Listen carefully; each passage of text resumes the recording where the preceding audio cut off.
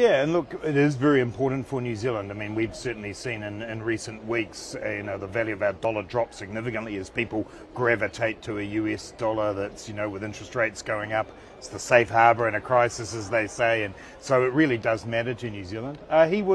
I thought he struck a relatively optimistic tone. I mean, he described the inflation numbers today as disappointing, but that there was a track there that he felt was clear. They had laid out their stall, and I think they feel that they're through a stage in their tightening cycle, and they can see the end point of it. There's definitely some strains in the US economy. They're very visible when I'm actually here, but he was striking a relatively optimistic tone. I think everybody's been having to reassess the prospects for potentially recession, but definitely slowdown in their own economies since the end of last year. New Zealand as well in that context. Where are you now in your assessment of what this tightening of monetary conditions globally means for your country? Yeah, I think New Zealand is in a strong position. Our starting point for facing this current level of volatility is strong. We've got unemployment down at 3.3%. We have a very low level of public debt compared to many other countries in the world.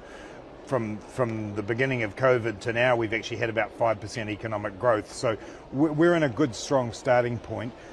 We've just reopened our borders, so tourism is happening, and we're going to go through a summer that I think will be quite different from the Northern Hemisphere winter, where we will actually have quite a lot of economic activity.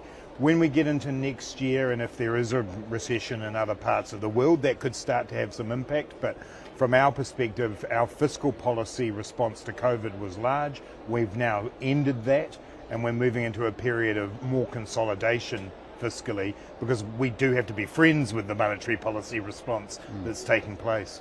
Is there anything you can do at this stage to perhaps slow the pain on consumers? I note that I think New Zealand has just had its first drop in property prices annually for the first time in a decade. That must be starting to worry people at home. Yeah, I think it's important to remember the context there. We saw a massive increase in property prices through the COVID period. Asset values really went up in New Zealand. Even with the drops we're seeing in property prices, we're really only back to where we were just before COVID. So yeah, there is some impact on the wealth effect for people. Certainly higher interest rates as people refix their mortgages going into next year. We will see, I think, some consumer spending slow down there. But as I say, the fundamentals of the economy are strong. People have, the economy's done relatively well through COVID, and so I think we can absorb this shock. It'll definitely have an impact, but consumers have got a decent base to deal with it. And can I ask you about the chances of a trade deal with the United States? I know that's something that you've brought a delegation to discuss with the Americans. Any chance at this time? Well, obviously, there are always two partners in a trade deal, and we're certainly very interested in doing one and have been for a long time. Clearly in the US system there are many players, and obviously with the midterms coming up, that will have an impact on it. The CPTPP is an agreement that New Zealand has very much been part of. We think it's a high quality trade agreement. The US obviously were involved in it in the early days, and in some ways that represents a possibility, but we'll continue to encourage that, and there are sympathetic people within the US administration, but I'm pretty realistic about how the system works here, and we have to wait and see what happens at the congressional level. Given your reliance on selling into the Chinese economy, we've now got another kind of round of trade difficulty between the United States and China over semiconductor technology. Is New Zealand going to become collateral damage again?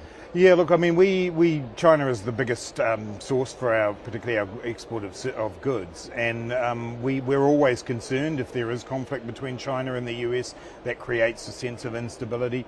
China has had its own economic issues of recent times with its housing market, but also with COVID. It remains an important market to us, but one of the messages we've been selling while we've been here in the United States is we want to diversify. our economy. Not only the products that we make and to add value to those, but the places we sell them to. I just finished a meeting with my Indian counterpart. There are a number of other markets that we are very interested in pursuing. China will always be important, but I think the diversification of the economy is essential as we look to a world that's a little different from the one when we signed our free trade deal with China in 2008. Well, just put a bit more colour on that. Why is it essential at this point? What's gone wrong? Well, I think everybody can see that what's happened in China is been a combination of a zero COVID policy, which they've pursued very, very aggressively. Their economy has slowed down a little. Their relationship with the United States appears to have deteriorated, and all of that put together, for a small country like New Zealand, we have to look and make sure we've got options. Equally, our own relationship with China, it's one of respect, but there are issues, human rights issues and others that we will raise from time to time. New Zealand's very proud of our independent foreign policy. We've had our issues with the United States in the past in the nuclear area as well. And so we have to manage those relationships, stand up for our values, and sometimes that does lead to issues. I think a highly diversified economy and a number of different markets really helps. And we've just signed free trade deals with the EU, which was a terrific deal to get across the line, and the UK. And so we'll continue that. Being a small trading nation, we've got to be nimble in the face of the world in front of us.